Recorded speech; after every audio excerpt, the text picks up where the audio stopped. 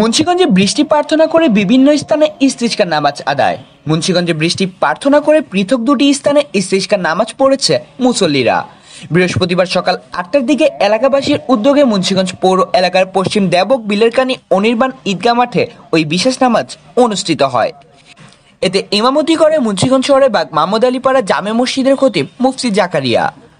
এদিকে একই প্রার্থনায় মুন্সিগঞ্জ পৌর এলাকার চর কিশোরগঞ্জ মোল্লারচর ঈদগাহ ময়দানে আরেকটি নামাজ অনুষ্ঠিত হয় সকাল 10টার দিকে।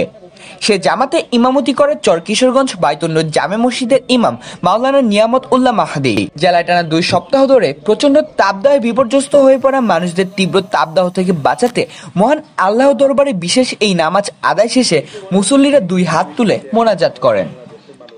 কামরুল হাসান সাফিন, মুন্সিগঞ্জ.টিভি।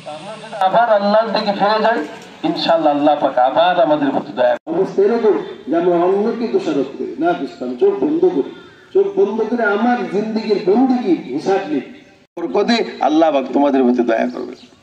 মানুষ যত গুনাহগার হোক, যদি দিল থেকে তওবা করে আল্লাহ হতে পারে যদি ঘটনা চক্রে হয়ে যায় তাহলে কি করবো, আল্লাহর দিকে ফিরে যাও।